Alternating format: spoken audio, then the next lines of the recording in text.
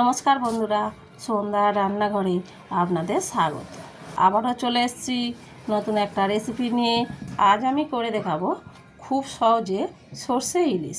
এই সর্ষে ইলিশ গরম ভাত দিয়ে যদি খাওয়া যায় আর কিছু লাগে না। তাহলে চলুন খুব সহজে কিভাবে সর্ষে ইলিশ বানানো যায় আপনারা দেখে নিন। দেখুন বন্ধুরা, এখানে আমি একটা বড় সাইজের ইলিশ মাছ নিয়েছি। ইলিশ মাছটা 800 গ্রাম হয়েছে। এই ইলিশ মাছটা এখন আঁশটা ছাড়িয়ে নেব। তার জন্য এখানে আমি একটা চামচ নিয়েছি। এই চামচটা দিয়ে এইভাবে আঁশটা ছাড়ালে খুব সহজে আঁশটা ছেড়ে যায়। তো দু পিঠটা আমি ভালো করে আঁশটা ছাড়িয়ে নিয়েছি।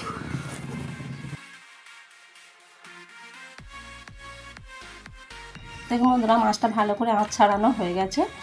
এইভাবে মাছের পাখনাগুলো কেটে নিচ্ছি। সব পাখনাগুলো কাটা হয়ে গেছে। এবার আমি মাছটাকে এইভাবে ধরে মাছের মাথার দিকটা থেকে কেটে নিচ্ছি। এইভাবে কিন্তু মাছের মাথার দিকটা কেটে নিতে হবে। আর দেখুন, মাছের মাথাতে আমি একটুও মাছ রাখিনি। আর দেখুন মাছটা কতটা টাটকা, দেখুন কতটা রক্ত বেরোচ্ছে দেখুন।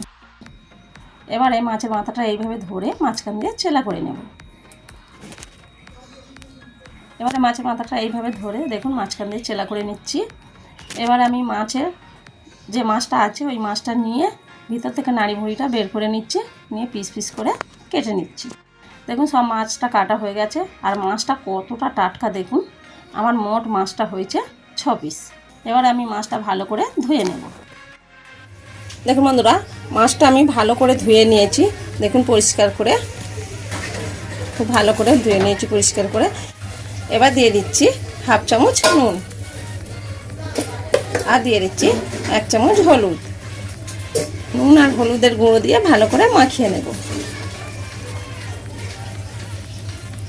খুব ভালো করে মাছটা মাখানো হয়ে গেছে। এবারে আমি চাপা দিয়ে রেখে দেব। এখানে আমি একটা মিক্সির জার নিয়েছি।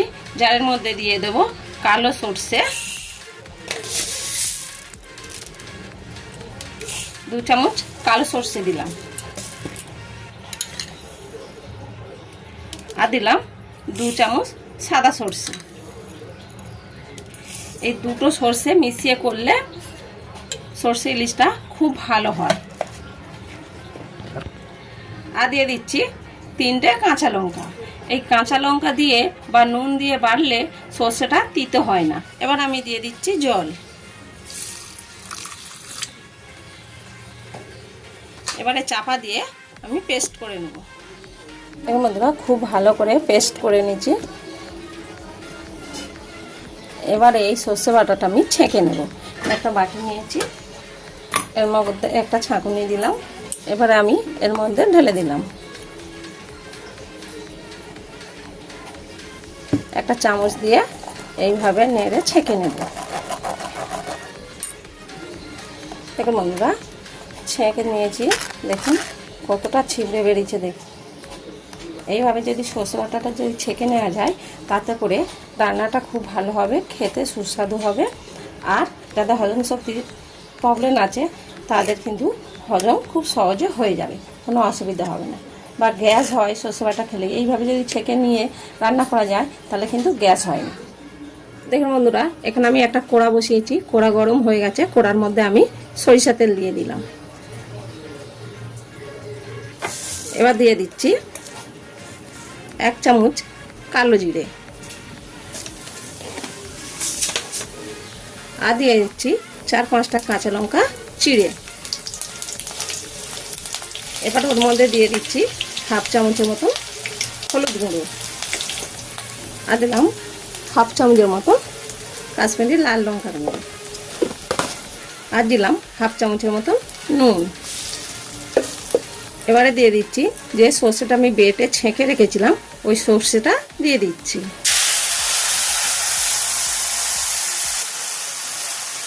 এবার আমি একটু নেড়ে দেব।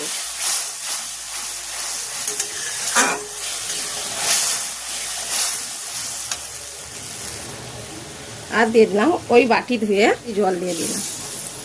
খুব বেশি জল দেব না। এবার আমি গ্রেভিটা ফুটতে দেব। দেখুন বন্ধুরা, ভালো করে ঝোলটা ফুটে গেছে, তো আমি একটু নেড়ে দিলাম। এবারে যে মাছটা আমি নুন হলুদ মাখিয়ে রেখেছিলাম ওটা দিয়ে দিচ্ছি।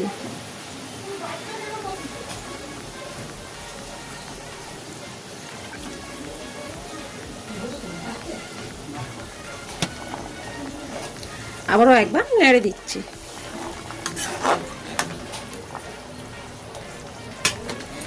এবার আমি চাপা দিয়ে 10 মিনিট ফুটিয়ে নেব। তো 10 মিনিট রান্না করলে হয়ে যাবে। ইলিশ মাছ বেশিক্ষণ রান্না করতে লাগে না। দেখুন বন্ধুরা, চাপাটা খুলছি।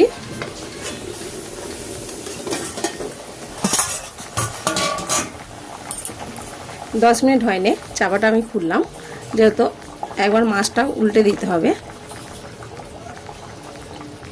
এইভাবে মাছটা আমি উল্টে দিচ্ছি।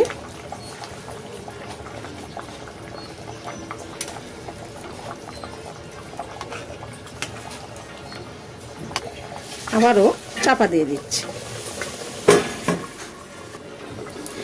দেখুন বন্ধুরা, 10 মিনিট হয়ে গেছে, চাপাটা খুলছে।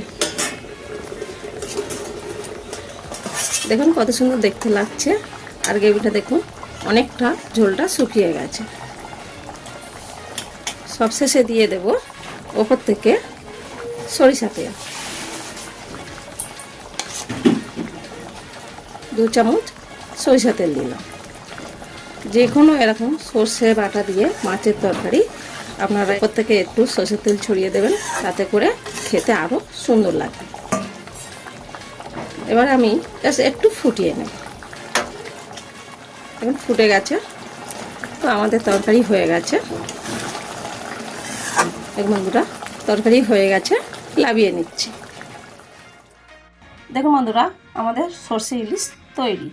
আর দেখুন কতটা সুন্দর দেখতে হয়েছে। দেখুন এই সর্ষে ইলিশটা খেতে কিন্তু দারুণ লাগে। গরম ভাত দিয়ে যদি খাওয়া যায় আর কিছু লাগবে না। কিভাবে নিমেষের মধ্যে এক থালা ভাত খাওয়া হয়ে যাবে আপনারা বুঝতেই পারবেন না। তো আপনারা এইভাবে একবার সর্ষে ইলিশ বাড়িতে বানিয়ে খেয়ে দেখবেন। আর আমার ভিডিও ভালো লাগলে কমেন্টে জানাবেন।